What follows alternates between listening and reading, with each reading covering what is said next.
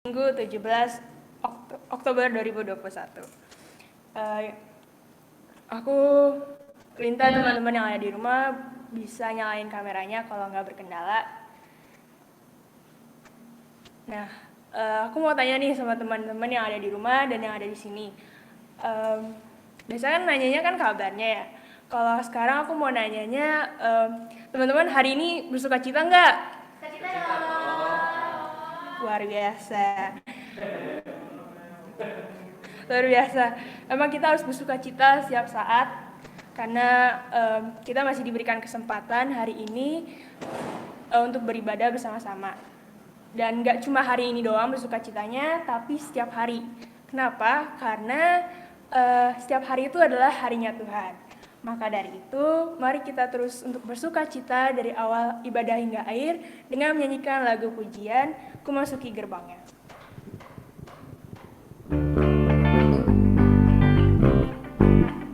Ku masuki gerbangnya dengan hati bersyukur, halamannya dengan pujian. Kataku hari ini harinya Tuhan, ku bersuka sebab Dia girangkanku. Dia girangkanku, oh Dia girangkanku. Ku bersuka sebab Dia girangkanku, oh Dia girangkanku, oh Dia girangkanku. Ku bersuka sebab Dia girangkanku. Masuki gerbangnya. Ku masuki gerbangnya dengan hati bersyukur, halamannya dengan pujian. Kataku hari ini harinya Tuhan, ku bersuka sebab Dia girangkanku. Dia girangkanku, oh Dia girangkanku. Ku bersuka sebab Dia girangkanku, oh Dia girangkanku, oh Dia girangkanku. Ku bersuka sebab Dia girangkanku. Ku bersuka sebab Dia girangkanku. Ku bersuka sebab Dia girangkanku. Nah, sebelum kita melanjutkan ibadah kita, mari kita bersatu dalam doa. Tuhan Yesus, terima kasih Engkau telah mengumpulkan kami untuk beribadah bersama-sama walaupun terbatas. Tuhan kiranya sertai ibadah kami dari awal hingga akhir. Dalam nama Tuhan Yesus kami telah berdoa dan mengucap syukur. Haleluya, amin. Nah, teman-teman yang di rumah dan yang di sini udah pada tahu belum tema kita hari ini? Gak ada jawabannya. Tahu Kak. Ini pada tahu atau belum? Ya udah. Tahu, Yang belum Kak. tahu kasih tahu aja. Kalau tema kita hari ini itu adalah God's Trumpet atau bahasa Indonesianya trompet Tuhan. Pas aku baca kemarin trompet Tuhan tuh katanya kalau berbunyi itu menandakan Tuhan akan turun. Tapi aku nggak yakin apa yang aku katakan ini benar daripada menyesatkan. Lebih baik dijelaskan oleh Kak Dedi. Tapi sebelum itu, mari kita siapkan hati kita dengan menyanyikan lagu Bapa Sentuh Hatiku.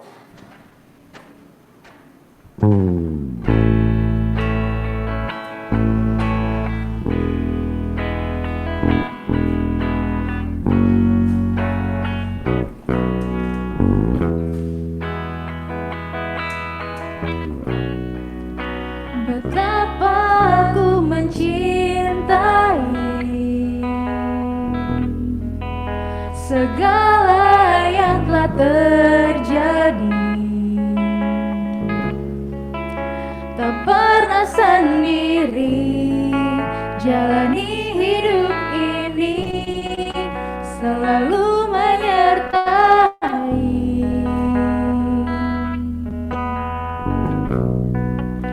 Betapa aku menyadari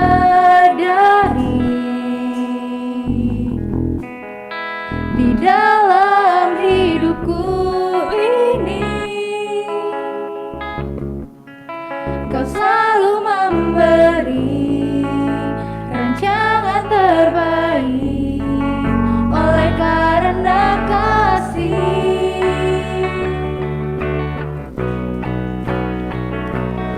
Bapa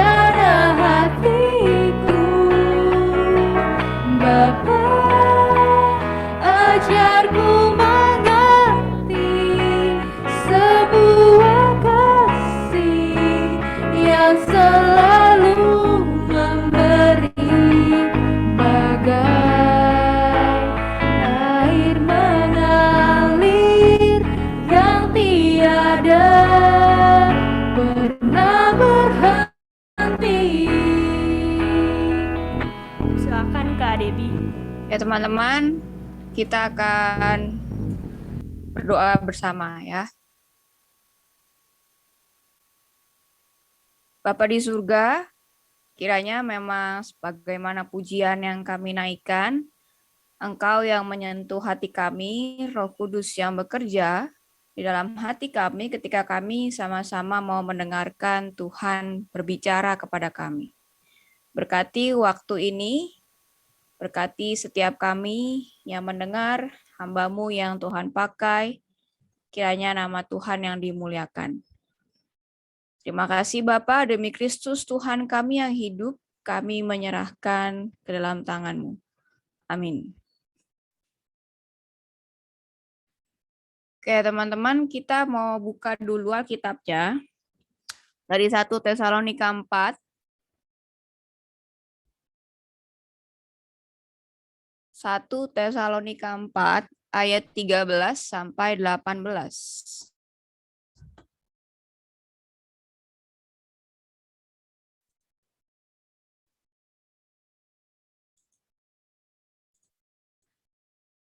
1 Tesalonika 4 ayat 13 sampai 18. Sudah ketemu? Silakan diperhatikan Alkitabnya, saya bacakan untuk kita semua. Demikian firman Tuhan. Selanjutnya kami tidak mau, saudara-saudara, bahwa kamu tidak mengetahui tentang mereka yang meninggal, supaya kamu jangan berduka cita seperti orang-orang lain yang tidak mempunyai pengharapan. Karena jikalau kita percaya bahwa Yesus telah mati dan telah bangkit, maka kita percaya juga bahwa mereka yang telah meninggal dalam Yesus akan dikumpulkan Allah bersama-sama dengan Dia. Ini kami katakan kepadamu dengan firman Tuhan. Kita yang hidup, yang masih tinggal sampai kedatangan Tuhan, sekali-kali tidak akan mendahului mereka yang telah meninggal. Sebab pada waktu tanda diberi, yaitu pada waktu penghulu malaikat berseru dan sangkakala Allah berbunyi, maka Tuhan sendiri akan turun dari sorga, dan mereka yang mati dalam Kristus akan lebih dulu bangkit. Sesudah itu, kita yang hidup, yang masih tinggal, akan diangkat bersama-sama dengan mereka dalam awan, menyongsong Tuhan di angkasa. Demikianlah kita akan selama-lamanya bersama-sama dengan Tuhan. Karena itu hiburkanlah seorang akan yang lain dengan perkataan-perkataan ini. Demikianlah firman Tuhan, yang berbahagia ialah mereka yang membaca dan memeliharanya. Haleluya. Oke teman-teman,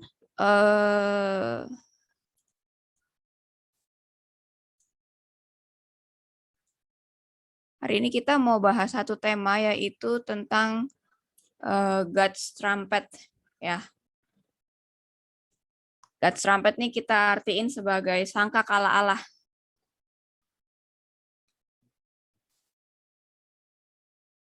Nah, teman-teman, kalau boleh ya, kan kita by virtual supaya yang onsite itu tergantikan ya. Kalau boleh nyalakan videonya teman-teman supaya tahu, saya tahu kalau teman-teman mengikuti ibadah ini bagaimana gitu ya. Apakah yang saya sampaikan dipahami atau enggak gitu ya. Apakah saudara ngantuk seperti saya gitu ya. Supaya ketahuan, kalau boleh dinyalakan saudara. Kalau berhalangan nggak apa-apa, tapi tenang saja teman-teman akan selalu terlihat cantik dan ganteng di dalam kamera ini ya. Ada lagi nggak nih yang bisa nyalain? Silakan dinyalain teman-teman.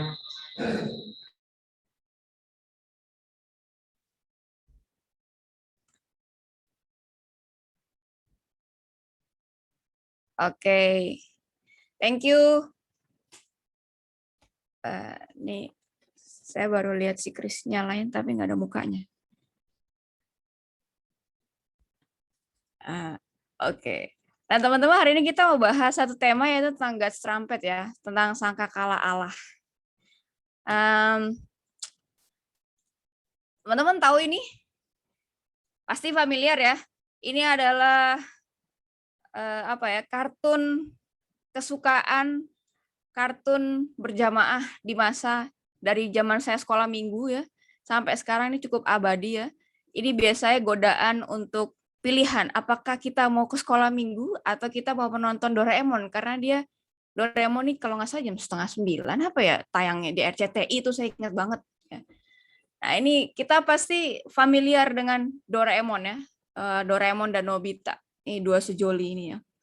Nah, teman-teman kalau ada yang pernah nonton film Stand By Me, ya Stand By Me itu, saya lupa tahun berapa ya, 2019 atau 2020, saya nggak merhatiin ya.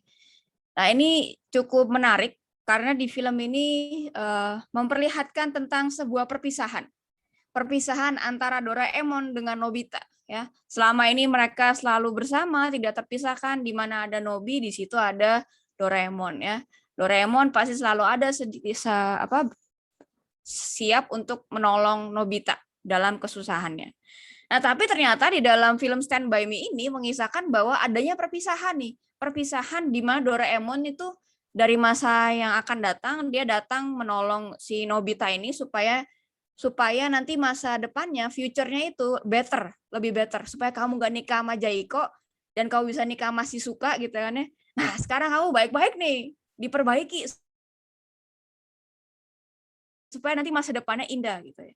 Nah, tapi ada satu kondisi di mana si Doraemon ini diprogram sama cucunya si Nobita, kalau sudah selesai membuat Nobita ini bahagia, baru Doraemon bisa kembali ya.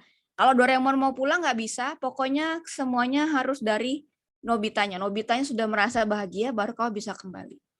Nah, waktu ternyata Nobitanya itu sudah merasakan kebahagiaan itu, wah, semua hidupnya terasa sangat mudah ya, aman, nyaman ya. Perlu apa Nobita, Doraemon adalah jawabannya ya. Doraemon adalah segalanya. Tapi ternyata kita melihat bahwa ternyata sudah selesai tugasnya, mau tidak mau alarm itu berbunyi ya di hidungnya Doraemon dan dia harus kembali ke masa depan. Nah, waktu momen-momen dia akan kembali, dia akan berpisah itu, mereka sama-sama bersedia. Ini momen yang mengharukan, bagi saya cukup menyentuh, di mana Doraemon tidak bisa kehilangan Nobita, Nobita juga nggak bisa. Tapi Nobita pernah bilang gini, kira-kira intinya begini teman-teman. Doraemon, kamu jangan pernah tinggalin aku. Karena kalau nggak ada kamu, aku itu sudah tak berarti di dunia ini. Hidupnya Nobita itu serasa kosong, serasa hampa, gara-gara sudah nggak ada sosok Doraemon. Gitu ya. Nah, teman-teman, sama halnya seperti kisah perpisahan Doraemon dan Nobita, mewakili kehidupan kita itu seringkali kita juga dipenuhi dengan kedukaan. Ya. Entah itu perpisahan, entah itu keadaan yang menyakitkan ya, atau putus cinta membawa kita kepada tangisan, air mata ya, suasana yang duka. Nah, pertanyaannya bagaimana kita sebagai orang Kristen itu bisa menghadapi situasi duka yang bisa kapan saja itu menghampiri kita. Bagaimana kita bisa mengatasinya? Entah duka apapun itu, tidak harus selalu berhubungan dengan kematian ya. Entah itu kita mengalami hal yang buruk ya, kita kehilangan orang yang kita cintai, benar-benar ditinggal dari dunia, atau mungkin kita mengalami itu putus cinta ya, patah hati, atau kita mengalami kegagalan dalam pekerjaan, usaha kita, wah udah pengen kayak gini ternyata nggak ke-achieve gitu ya, nggak bisa. Nah, pertanyaannya bagaimana iman kita, iman Kristen bisa menolong kita untuk menghadapinya. Nah, teman-teman, dari firman Tuhan pagi ini memberikan kita sebuah panduan penting yang tidak boleh teman-teman lupakan, yang selalu teman-teman harus ingat. Jangan berduka cita seperti orang yang tidak berpengharapan, melainkan hidup dengan menggenggam harapan itu. Jadi jangan seperti orang nggak punya harapan hidup di dunia ini, walaupun mengalami kedukaan, tetapi selalu menggenggam harapan, selalu memiliki harapan. Itu ya. Nah, teman-teman perhatikan. Di surat Tesalonika yang kita baca ini ada sebuah kesan yang kita tangkap dari teks yang kita baca tadi ya. Sepertinya ada beberapa anggota jemaat itu sedang mengalami masa duka ya. entah anggota keluarganya meninggal, saudara-saudara seiman mereka meninggal. Jadi mereka sedang mengalami fase itu. Mereka sedang mengalami masa-masa itu. Nah, kalau teman perhatikan dari ayat yang ke-13 ya. Dari ayat ke-13 itu kan dikatakan, selanjutnya kami tidak mau saudara-saudara bahwa kamu tidak mengetahui tentang mereka yang meninggal. Sudah ada terjemahan lain ya, New King James Version itu memakai tidak mengetahui itu diartikan sebagai I do not want you to be ignorant. Aku nggak mau kamu sampai nggak tahu atau kamu merasa bodoh karena ketidaktahuan ini. Kenapa? Karena ini ada gambaran sepertinya ada kebingungan yang terjadi di dalam jemaat di Tesalonika. Mereka mengalami kebingungan, ketidakmengertian, ketidakpahaman tentang orang-orang yang sudah meninggal sebelum Kristus datang. Karena di Tesalonika ini Paulus sering membahas tentang kedatangan Kristus, maka ada beberapa jemaat yang merasa, ya terus gimana kalau mereka sudah meninggal duluan tapi Yesus belum datang? Jangan-jangan mereka nggak dapat untungnya dong dengan kedatangan Yesus. Atau mereka tidak bisa mendapat keselamatan. Karena mereka nggak ngerasain kedatangan Yesus. Katanya suruh siap sedia, tapi waktu Yesus datang, udah keburu meninggal nih. Nah teman-teman kenapa? Kenapa jemaat Tesalonika bisa berpikir seperti ini? Karena memang jemaat Tesalonika ini dulunya penganut pagan gitu ya. Orang-orang kafir, orang-orang yang tidak percaya kepada Allah. Karena bagi mereka, hope, harapan itu hanya diperuntukkan bagi orang-orang yang masih hidup. Jadi itu hope itu for living. Kalau kamu meninggal, berarti kamu apa? No hope. Jadi buat mereka kalau meninggal itu ya udah selesai. Kamu akan selalu punya harapan kalau kamu masih hidup. Tapi kalau kamu sudah meninggal ya udah nggak usah ngarap banyak-banyak gitu ya. Nggak ada harapan itu. Itu hanya untuk kita yang masih hidup. Nah yang menarik teman-teman, dari ayat ini orang yang meninggal itu di ayat 13 itu dipakai kata asleep ya. Pakai kata tidur. Ya, orang meninggal itu disamakan dengan diartikan dengan tidur gitu ya.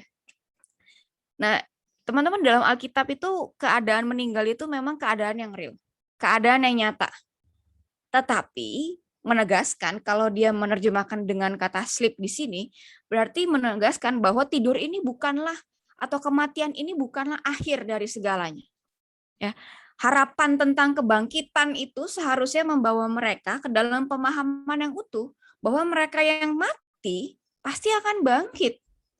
Sehingga kematian ini tidak harus dipahami sebagai sesuatu yang permanen, tetapi sesuatu yang temporal, sesuatu yang sementara, sesuatu yang bisa menginterupsi, tetapi tidak menghilangkan bagian kehidupan mereka yang esensi sebagai bagian dari umat Allah.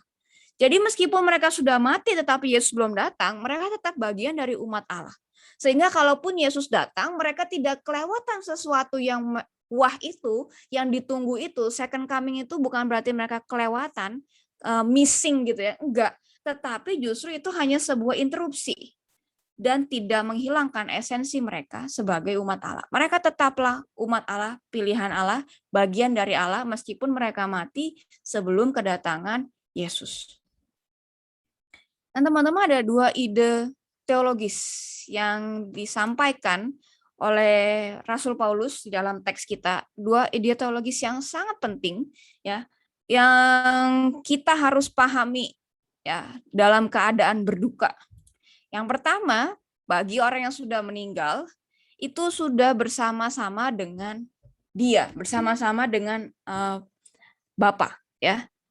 Karena jikalau kita percaya bahwa Yesus telah mati, Yesus telah bangkit, dan kita percaya bahwa mereka yang meninggal dalam Yesus dikumpulkan bersama-sama Allah dengan dia, maka kematian dan kebangkitan Yesus ini adalah fondasi utama iman Kristen yang diajarkan Paulus.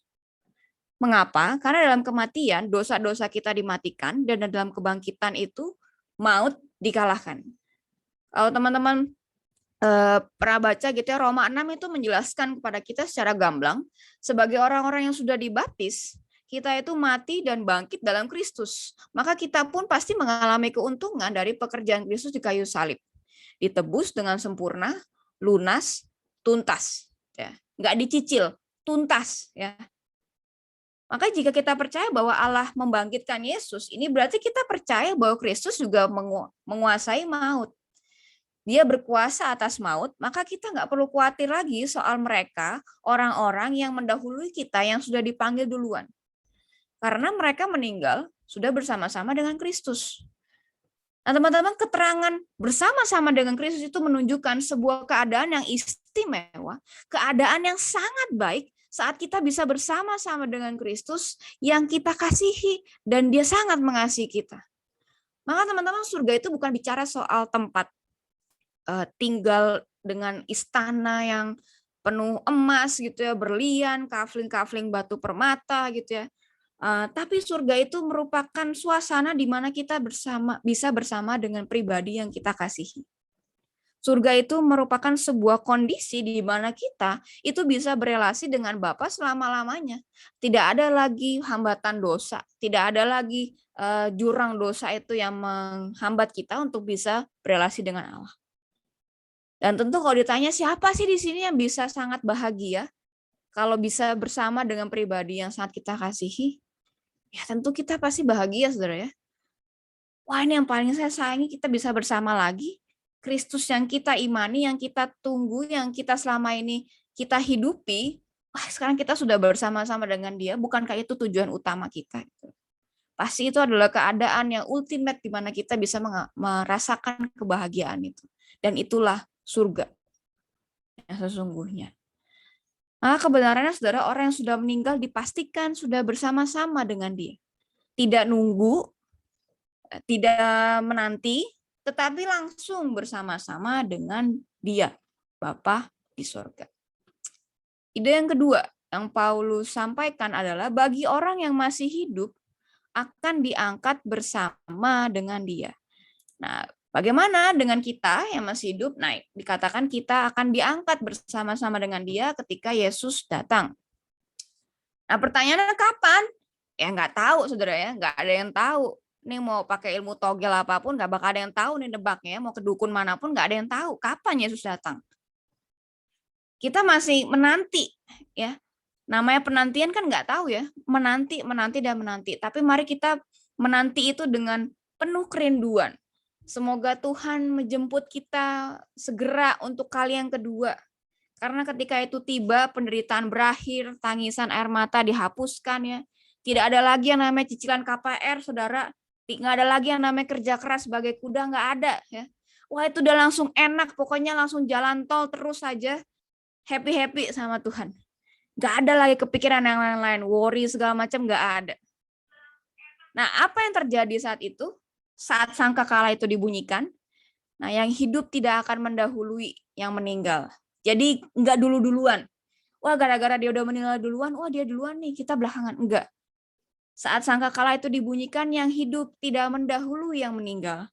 Jadi enggak pernah ada yang dirugikan meninggal duluan atau meninggal belakangan atau enggak meninggal ketika Yesus datang. Tapi ayat 16 mengisahkan bahwa saat penghulu malaikat berseru, sangkakala berbunyi, dan kemudian mereka yang mati dalam Kristus akan terlebih dahulu bangkit. Sesudah itu, sedemikian waktu cepatnya bagi mereka yang masih hidup, yang tinggal, itu akan diangkat bersama-sama dengan Bapa. Jadi sebetulnya nggak ada bedanya, nggak ada yang dirugikan. Ya, dan disebutkan demikianlah kita akan selama-lamanya bersama dengan Tuhan. Wah, selama-lamanya teman-teman, nggak ada batas waktunya, seterus-terusnya, nggak akan ada namanya perpisahan lagi, selama-lamanya. Jadi baik yang sudah meninggal ataupun yang masih hidup, pada akhirnya garis finishnya adalah bersama-sama dengan Tuhan. Ya, maka ingat kata keterangannya yang menjadi kunci penghiburan kita, baik yang meninggal atau yang hidup, pada akhirnya akan bersama-sama dengan Tuhan. Ya. Sama, endingnya tuh sama, ujungnya itu sama-sama dengan Kristus. Nah, sekarang kalau kita sudah paham ini, terus kenapa? Ya, terus kenapa? Apa dampaknya buat kita kalau kita udah tahu? Oh iya, oke, ini sebuah kepastian. Oh iya, oke, aku di gini. Oke, ngerti. Terus apa dampaknya? Teman-teman, ayat 18 itu sangat jelas sekali tujuannya. Dampaknya tuh buat apa? Karena itu hiburkanlah seorang akan yang lain dengan perkataan-perkataan ini. Teman-teman, gunanya kita punya komunitas pasti tentu untuk saling menghibur, menguatkan. Saat yang satu terpuruk, yang satu jatuh, yang satu berduka, bersedih, putus asa, yang lain hiburkanlah. Begitu juga sebaliknya. Maka adanya komunitas, adanya sesama orang percaya tujuannya untuk saling menghibur. Karena kita butuh dihiburkan, kita butuh dikuatkan, kita nggak bisa struggle sendirian. Kita butuh orang lain. Nah, perkataan-perkataan teologis Paulus ini menjadi dasar untuk menghibur seorang akan yang lain. Ya. Relevan nggak buat kita di masa kini? Tentu, saudara ya. Nggak ada perkecualian, nggak cuma di masa jemaat Tesalonika, saat ini pun ini sangat relevan. Nah, saudara, mungkin saudara sekarang bisa mengingat dalam hal apa teman-teman sedang mengalami rasa duka itu. Bahkan mungkin seperti nggak ada harapan. Nah, teman-teman, ketika engkau mengalaminya atau orang lain tahu temanku ngalamin kayak gini, saudaraku seperti ini, keluargaku seperti ini, seimanku seperti ini, ingat saling menghibur. Nah, teman-teman, ini ada stage of grief ya. Ini adalah fase-fase di mana ketika orang berduka, ini pasti 5 tahapan ini akan seharusnya dialami ya, harusnya dialami oleh setiap orang yang mengalami kedukaan ya, rasa berduka itu, perasaan berduka. Pertama, ketika kita mengalami sesuatu ya, kita berduka tentang apapun itu, pasti kita akan denial ya, menyangkali. Enggak, ini belum terjadi, enggak, aku nggak percaya. Itu wajar, teman-teman ya. Jangan dibilang dia mah keras kepala, enggak, saudara. Ya, wajar. Wah, ini mah orangnya bebal gitu. Kita bukan orang lain yang merasa melihat kejadian itu, jangan menjudgingnya ya, jangan dijudge, jangan dihakimi. Tapi memang ini fase-fase yang akan mereka alami, denial. Kemudian mereka akan masuk ke dalam kemarahan, anger. Mereka mulai marah, kenapa kayak gini? Dan kemudian mungkin mereka akan sampai pada fase yang ketiga. Mereka mulai berandai-andai gitu ya. Coba kalau nggak gini, atau coba kemarin aku gini. Mulai ada penyesalan-penyesalan, aduh kenapa ya kemarin nggak kayak gini. Kemudian fase berikutnya kita masuk di tahap depresi ya. Udah stres banget, stres. Dan akhirnya terakhir kita bisa sampai di fase penerimaan. Menerima, oh iya, memang begini keadaannya, maka apa yang harus aku lakukan? Maka apa solusinya? Langkah selanjut apa? Aku nggak boleh berhenti stuck di posisi ini, aku harus lanjut ke level berikutnya, stage berikutnya. Nah, teman-teman, bagaimana orang Kristen bisa melewati 5 stages of grief ini? Cuman satu kuncinya seperti yang tadi, dengan menggenggam harapan kepada Kristus. Teman-teman, apakah saudara sedang berduka hari-hari ini? Mari tetap berpengharapan kepada Kristus sampai kita bisa menerima keadaan dan melangkah kepada tahap yang baru dalam kehidupan kita. Berapa lama? Ya, itu tergantung pribadi teman-teman. Tetapi jangan sampai kita stuck terus-menerus di denial, nggak mau kita melangkah hingga menuju acceptance. Jangan, saudara. Jangan pernah stuck. Ya. Ingat, kita punya Kristus yang menjadi penguasa atas maut. Maka itu membuat kita sangat-sangat bisa memiliki harapan. Kita nggak hidup tanpa pengharapan, tetapi kita punya harapan.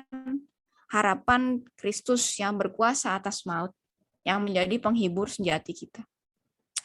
Nah, teman-teman, saya mau cerita. Pasti kebanyakan di antara teman-teman ini sudah pada vaksin ya. Vaksin 1, 2, jangan-jangan udah ada yang dosis 3 ya. Nggak tahu sih berapa dosisnya, 4, nggak tahu lah pokoknya itu ya. Pasti udah banyak yang vaksin ya. Nah, teman-teman, saya pengen juga divaksin, karena saya sendiri belum divaksin 1 kali pun ya. Belum pernah diinjus sama itu ya, petugas.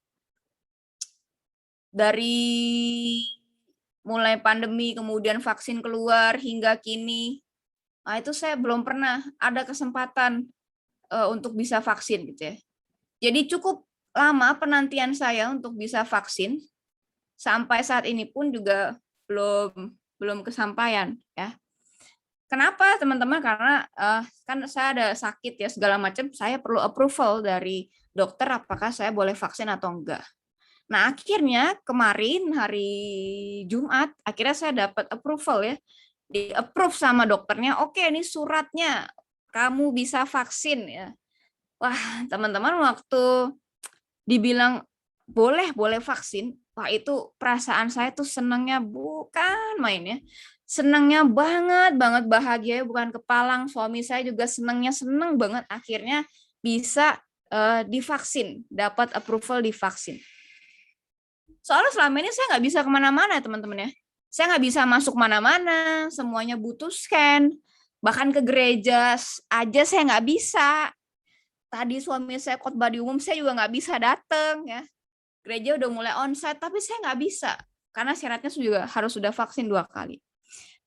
Saya nggak bisa, kemana-mana nggak bisa. Jadi hiburan saya cuma kemana teman-teman? Indomaret. Ya, sedih banget ya Indomaret. Jauh-jauh pindah ke Surabaya, hiburan cuma ke Indomaret. Cuma Indomaret yang nggak butuh scan. Nah teman-teman, maka ketika saya dengar berita dari mulut dokter saya bahwa Deborah kamu boleh divaksin. Wah, itu penghiburan yang sangat melegakan teman-temannya. Secari kertas pengantar itu seperti dapat lotre di siang bolong, seperti pengesahan kau bisa masuk surga gitu ya. Meskipun saya nggak tahu ya dapat vaksinnya kapan, karena saya disuruhnya Moderna atau Pfizer, nggak boleh Sinovac. Nggak tahu, masih susah soalnya di Surabaya ya vaksin ini untuk orang awam, bukan buat nakes gitu ya. Meskipun saya nggak tahu, tapi digongin, dikasih tahu, oke, kau boleh vaksin. Wah itu senang banget. Banget ya. Sampai sekarang saya masih berasa euforianya, aku punya surat buat datang ke vaksin walaupun nggak tahu kapan. Ya, nggak apa-apa. Nah tapi teman-teman melebihi berita saya boleh divaksin. Berita tentang kepastian kedatangan Yesus itu pasti jauh lebih menghiburkan, jauh lebih membahagiakan, jauh lebih berdampak besar dan memberikan harapan buat kita. Kalau berita vaksin bisa divaksin saja begitu membahagiakan, apalagi melebihi itu yang sifatnya kekal, maka itu pasti jauh lebih menggembirakan. Kita punya satu kepastian bahwa Yesus itu sudah bersama-sama dengan orang yang kita kasihi, yang mendahului kita, dan kita punya pengharapan bahwa Yesus pasti datang kedua kali, akan datang kembali untuk jemput kita. Dan itu adalah sebuah kepastian yang tidak perlu kita pertanyakan atau tidak perlu kita ragukan. Sehingga kita menghidupi hari-hari ini dengan sebuah hidup yang penuh pengharapan, hidup yang penuh kepastian bahwa Yesus akan datang bersama-sama dengan orang-orang yang sudah dibangkitkan. Dan teman-teman, hari kita belajar sama-sama ya. Bahwa berduka itu sesuatu yang wajar sekali, sesuatu yang alami untuk kita alami.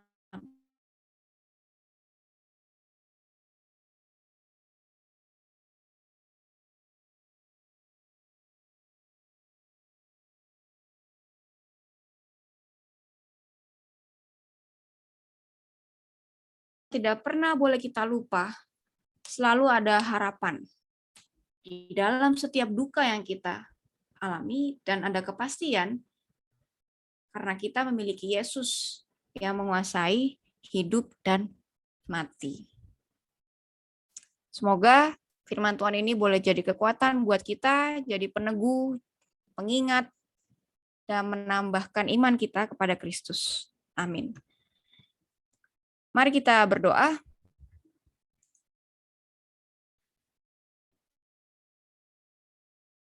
Tuhan, kalau kami saat-saat ini, belakangan ini, di masa-masa ini, mengalami kedukaan. Kami berduka tentang banyak hal. Tolong kami, agar kami boleh menikmati proses yang sedang kami alami saat ini. Tolong kami Tuhan, untuk kami tetap hidup dengan penuh pengharapan karena kami tahu kami memiliki Engkau. Dan tolong kami hanya berpengharapan kepada Engkau, Kristus, bukan kepada yang lain. Tuhan, kami tidak mampu membawa beban ini sendiri. Tetapi kami tahu kami punya Kristus. Kiranya Tuhan yang menolong, kiranya Tuhan yang menyertai kehidupan kami. Kiranya hidup kami penuh dengan pengharapan, dan kami hanya berharap kepada Kristus saja. Terima kasih Bapa di surga, demi Kristus Sang Pengharapan, yang sejati kami berdoa. Amin.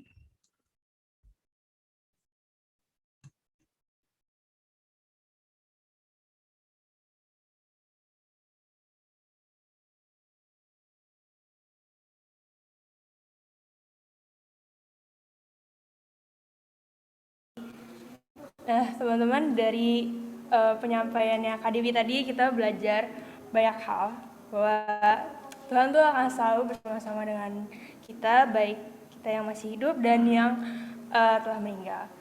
Apalagi dan selain itu, apalagi sekarang kan lagi masa pandemi, banyak banget permasalahan yang kita hadapi, baik dari dalam diri ataupun dari luar diri kita. Tapi jangan berduka cita terus. Mari kita untuk memiliki pengharapan dalam Kristus dan terus berlangkah karena kita itu punya Kristus.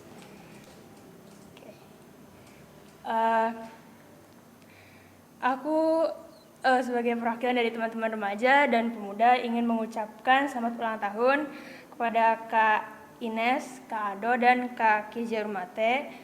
Semoga panjang umur, sehat selalu, dan Tuhan Yesus memberkati. Nah, teman-teman, saatnya kita untuk memberikan yang terbaik untuk Tuhan dengan memberikan persembahan. Boleh di-share screen, Kak?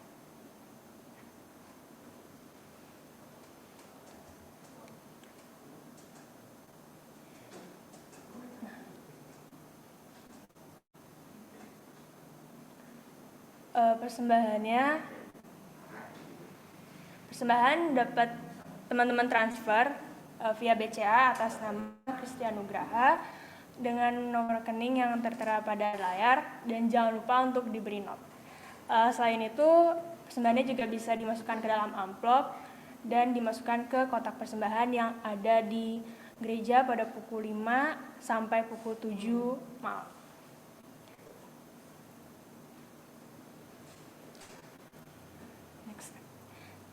Aku juga mengingetin buat khususnya untuk teman-teman remaja, Oktober ini remaja akan mengadakan KTB tanggal 23 Oktober jam 5 sore via Zoom.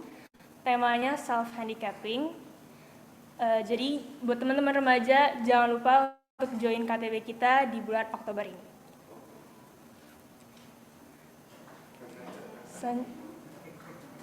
Selanjutnya ada pengumuman dari kakak pemuda. Silakan ya.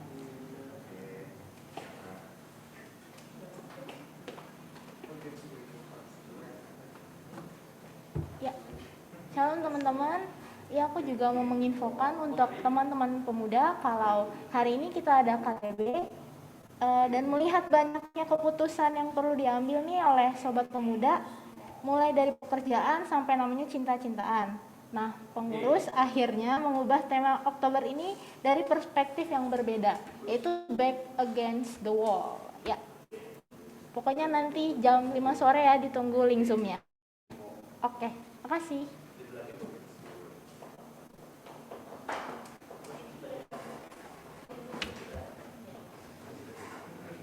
Nah, oke, tiba saatnya kita di penghujung ibadah.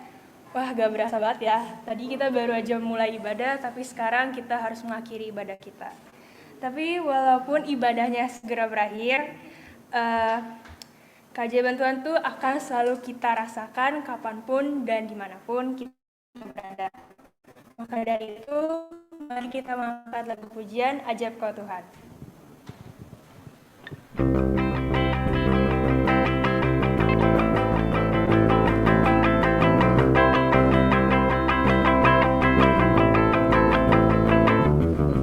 Tak terbayang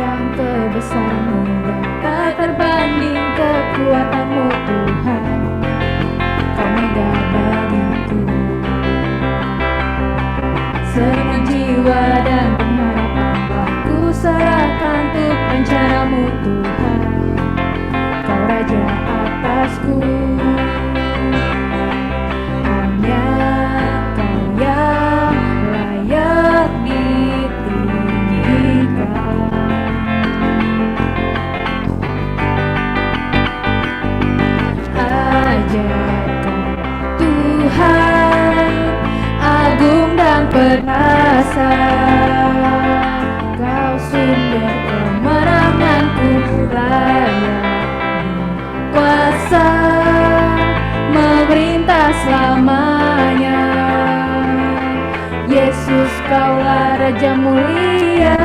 Mari kita ulangi lagu ini dari awal.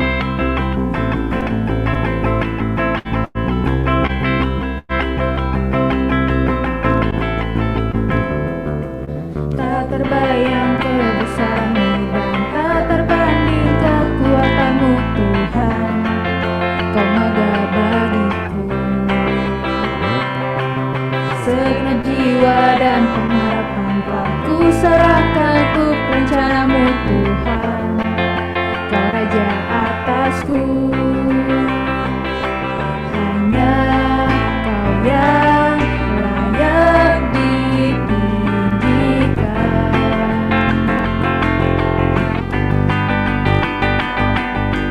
Ajar Tuhan agung dan perkasa. Kau sumber kemenanganku, layak berkuasa memerintah selamanya. Yesus Kaulah Raja mulia, aja Kau Tuhan agung dan perkasa. Kau sumber kemenanganku, layak berkuasa memerintah selamanya. Yesus Kaulah Raja mulia.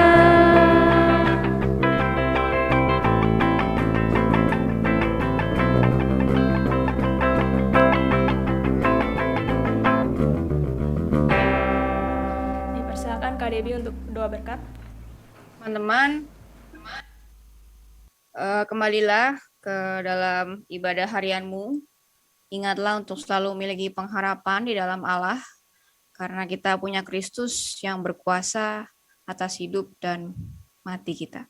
Karena itu terimalah berkat Tuhan. Tuhan memberkati kita dan melindungi kita. Tuhan menyinari kita dengan wajah-Nya dan memberi kita kasih karunia. Tuhan menghadapkan wajah-Nya kepada kita dan memberi kita damai sejahtera. Amin. Bapa, terima kasih. Bapa, terima kasih. Bapa di dalam surga, ku berterima kasih. Amin. Silakan saat teduh sejenak.